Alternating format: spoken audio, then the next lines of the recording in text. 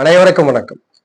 கூட்டு தொழில்கள் எந்த ஜாதகர் செய்யலாம், யாருக்கு கூட்டு தொழிலினால் யோகம் கிடைக்கும்ன்றதை பத்தி தான் இந்த பதிவுல தெளிவா பார்க்க போறோம். அப்பாயின்மெண்ட் ரெகுலரா நிறைய கேள்விகள் இந்த கூட்டாளிகளோட தொழில் பண்ணலாமன்ற கொஸ்டின்ஸ் அதிகமா இருக்கு. அதற்காக தான் இது தெளிவுபடுத்தக்கூடிய வீடியோ. நிறைய ஜாதகர்கள் கூட்டாளிகளோட தொழில் பண்ணி பெரும் வெற்றிகளை பெற்று விடுகிறார்கள். அதற்கு நிகராக கூட்டாளிகளோட தொழில் பண்ணி நிறைய தோல்விகளையும் நிறைய பொருளாதாரத்தையும் இழப்பையும் சந்திச்சுகிறார்கள். அப்ப கூட்டு தொழிலை யார் செஞ்சா யோகம் பண்ணும்? கூட்டு தொழிலை குறிக்கக்கூடிய பாவம் எவை? பொதுவா 7ஆம் பாவம் தான் கூட்டு தொழிலை குறிக்கக்கூடிய பாவம். ஒரு ஜாதகரிடம் திறமை இருக்கும், பொருளாதாரம் இல்லாம இருக்கும், அல்லது ஒரு ஜாதகரிடம் பொருளாதாரம் இருக்கும், திறமை மாறுபட்டு இருக்கும். இருவரும் ஒன்றிணைந்து ஒரு செயலை செய்து வாழ்க்கையில் வெற்றி பெறுவதுதான் இந்த கூட்டு. ஒருவரை இன்னொருவருடைய உதவியின் மூலியமாக வளர்ச்சியை சந்திப்பது. இதை உறுதிப்படுத்துறது 7ஆம் இடம் தான். ஜாதக லக்னம் சொல்லுது 7ஆம் இடம் எதிரில் இருக்கக்கூடிய நபரை சொல்லுது. அந்த வகையில 7ஆம் இடமே கூட்டு தொழிலுக்கு முக்கியமான பாவம். உங்கள் சுய ஜாதகத்துல 7ஆம் அதிபதி ஸ்தான பலத்தோடு அமர்ந்திருக்கிறார், அல்லது 7இல் ஒரு கிரகம் ஸ்தான பலத்தை பெறுகிறது. கண்டிப்பாக கூட்டு தொழில் உங்களுக்கு ஆதாயம் உண்டு. இந்த ஜாதகர்கள்லாம் கூட்டு தொழிலை செய்யலாம்.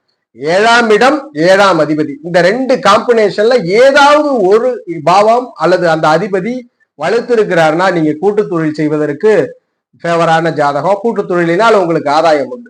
இதுல தனித்த நிலையில் 7ஆம் அதிபதி வலுப்பெற்று விட்டார் என்றால் நீங்கள் வாழ்க்கை துணை வரையும் கூட்டாளியா எடுத்துக்கலாம், லைஃப் பார்ட்னரையும் கூட்டாளியா எடுத்துக்கிட்டு தொழிலை செய்யலாம், பெரும் வெற்றிகள் இருக்கும். அதுபோல இந்த 7ஆம் இடம் மட்டும் இல்லாம ஒரு சிலருடைய ஜாதகங்கள்ல 6ஆம் இடம் அதீத வலுவா இருக்கும், 7ஆம் இடம் குறைந்தபட்ச வலுவா இருக்கும். அவர்களும் லைஃப் பார்ட்னரை வாழ்க்கை துணைவரை கூட்டாளியாக சேர்த்து கொண்டு தொழில் பண்ணலாம் அப்படின்றது ஒரு விதி அமைவு.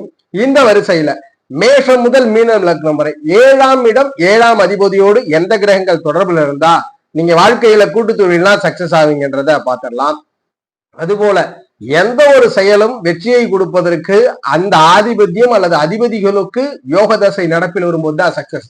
நிறைய பேர் 2 நண்பர்கள் ஒன்று சேர்ந்து தொழில ஆரம்பிச்சிருப்பாங்க, அல்லது வாழ்க்கை துணைவர்கள் ஆண் பெண் இருவரும் இணைந்து தொழிலை ஆரம்பித்திருப்பார்கள், அல்லது குடும்ப உறுப்பினரோட தொழில் ஆரம்பிச்சிருப்பாங்க.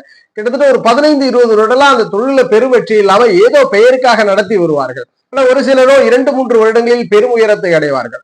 இருக்கக்கூடிய தொழில்துறைகள்ல பார்ட்னர்ஷிப் பிசினஸ் தான் கிட்டத்தட்ட 70% ஆளுமை செய்கிறது. அந்த அமைவுகளின் அடிப்படையில எந்த கிரகம் உங்கள் ஜாதகத்தில் 7ஆம் இடத்தோட தொடர்பு கொள்ளுகிறதோ அதை பொறுத்து அதிர்ஷ்டம் உண்டு. அதுபோல் நடப்பு தசைநாதனை பொறுத்து அது உடனடியாக லேட்டான்றதை உறுதிப்படுத்தணும். அந்த வகையில 12 லக்னத்திற்கு பார்த்தரலாம் 7ஆம் இடம் எந்த தொடர்பை பெற்றால் வெற்றி என்று. 7ஆம் இடம் மேஷத்திற்கு, மேஷ லக்னத்துல பிறந்தவங்க எல்லாருக்கும் 7ஆம் இடம் துலாமனை, அதிபதி சுக்கிரன். மனையோடோ சுக்கிரனோடோ என்ன இந்த காம்பினேஷன்ல காரக முரண்பாடுபட்ட கிரகங்கள் முக்கியம் அல்ல, தொழில வெற்றி பெறணும். கூட்டு தொழில அந்த அமைவை பற்றி தான் பார்க்கிறோம். குரு சூரிய தொடர்பை 7ஆம் இடமோ 7ஆம் அதிபதியோ பெற்று இருந்தாருன்னா பெரும் யோகத்தை கொடுத்துரும். சூரியனுக்கு நீசபங்கம் நிகழணும். அதற்கு அடுத்த படிநிலையில செவ்வாய், குரு சூரியன் செவ்வாய் இந்த 3 கிரக தொடர்பை 7ஆம் இடம் அதிபதி பெற்று இருக்கின்றால் கூட்டு தொழில ஆதாயம். ரிஷப லக்னத்துல ஜனனிச்சிருக்கிறீங்க, 7ஆம் மனையாக விருச்சக மனை வருகிறது, அதிபதி செவ்வாய் வருகிறார்.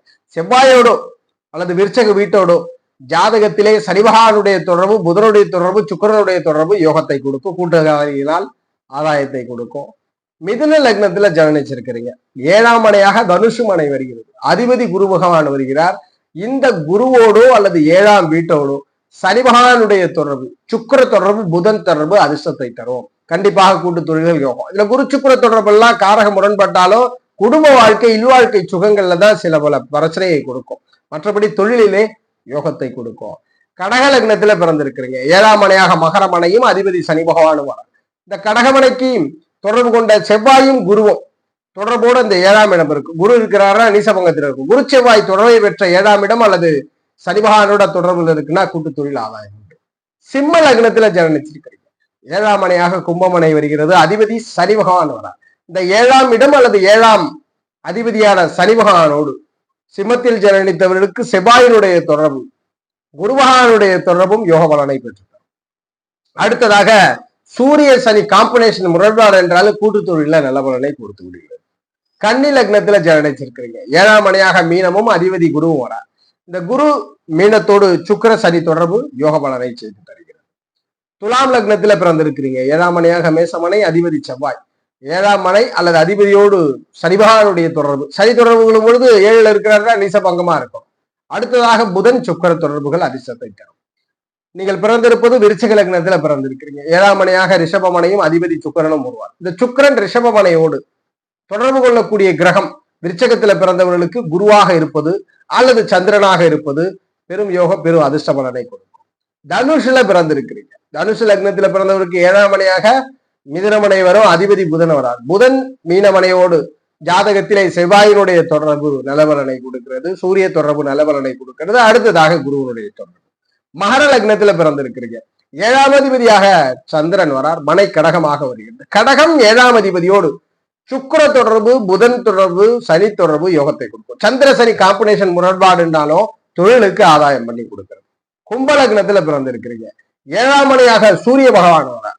7ஆம் அதிபதியாக சூரியனும் சிம்ம மனையும் வருது. இந்த சூரியன் சிம்ம மனையோடு சுக்கிரன் தொடர்பு கொள்வது, புதன் தொடர்பு கொள்வது, சனி தொடர்பு கொள்வது யோக பலனை கொடுக்கும்.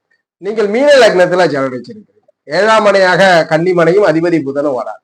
இந்த வீட்டோடு சந்திர தொடர்பு பெறுவது, செவ்வாய் தொடர்பு பெறுவது, குரு தொடர்பு கொள்வது கூட்டாளிகளினால் அதிர்ஷ்டத்தை கொடுக்கும். சோ இப்ப கிரகங்களை பார்த்தோம். நாம சொன்ன இந்த மூன்று கிரகங்கள் உங்க லக்னத்திற்கு 7ஆம் இடம் 7ஆம் அதிபதியோட தொடர்பு கொண்டு 7ஆம் இடத்தில் ஒரு கிரகம் ஸ்தான பலமோ அல்லது 7ஆம் அதிபதி ஸ்தான பலத்தோட இருக்கிறார்னா கண்டிப்பா கூட்டு தொழில் நீங்கள் வெற்றி பெறக்கூடிய ஜாதகம். நடப்பு தசைநாதன் 7ஆம் இடம் 7ஆம் அதிபதி அல்லது 7ல் அமர்ந்த கிரகத்திற்கு யோகமா இருந்தா உடனே நீங்க ஸ்டார்ட் பண்ணலாம். கூட்டு தொழில் உங்கள் ஜாதகத்திற்கு யோகத்தை பெற்று தரும். ஜோதிட ரீதியான தகவல் அல்லது சுய ஜாதகம் சார்ந்த சந்தேகங்களுக்கு ஸ்கிரீன்ல தெரிகிற நம்பரை தொடர்பு கொள்ளுங்க. வாழ்க வளமுடன். நன்றி.